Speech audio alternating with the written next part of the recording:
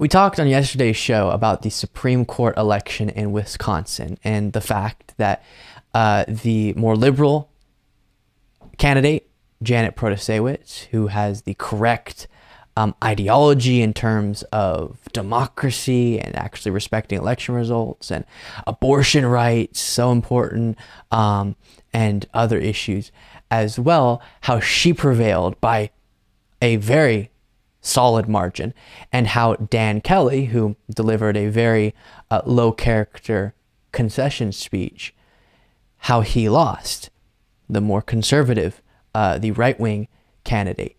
And Trump now is saying it's because Dan Kelly didn't want his endorsement. We'll talk about why that's an absurd claim to make, but look at this on Truth Social. Daniel Kelly of Wisconsin just lost his Supreme Court election. He bragged that he won't seek Trump's endorsement, so I didn't give it, which guaranteed his loss. How foolish is a man that doesn't seek an endorsement that would have won him the election? Every election that is a Republican who loses, either Trump says it was stolen or it's because his endorsement was not asked for. Every election where he has endorsed someone and they lose, it's because of Mitch McConnell or something. But what is so hilarious about this, and there we go. I was having a tough time loading. As Mediaite highlights, is Trump has endorsed Dan Kelly in the past, and he lost by more. It's so strange that he wouldn't piece this together.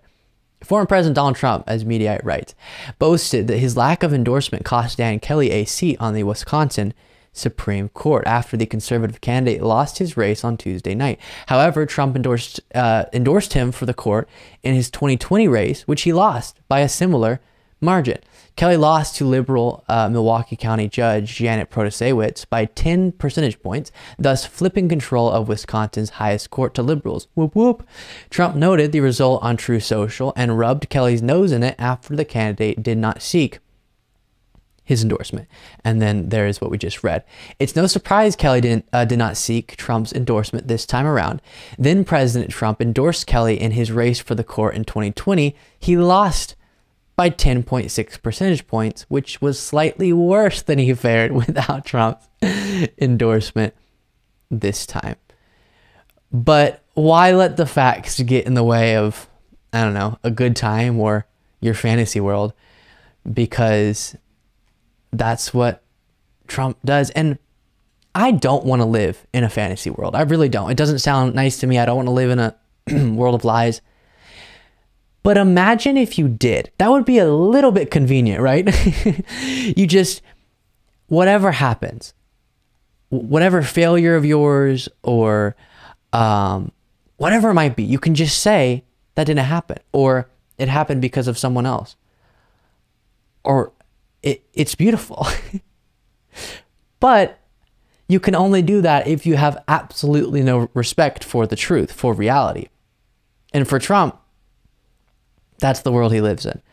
And it's pretty fascinating to watch. Even, yes, in big examples, like the election was stolen and Dominion voting systems and this, that, and the other thing.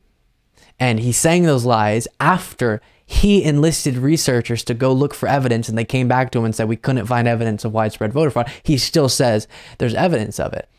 And that is huge, and that affects our democracy in a massive way. And now 63% of Republicans believe the election of Joe Biden was illegitimate, and thousands upon millions of people believe the only way an election can be fair in this country is if the Republican wins. And also, Trump is that dishonest about small things. Like, he could have just not weighed in on this race, but instead he goes, he lost because he didn't take my endorsement. But when he took your endorsement running in the past, he did worse. I mean, a little bit worse, but still worse. Pretty wild. Make sure, once again, you're subscribed to the YouTube channel.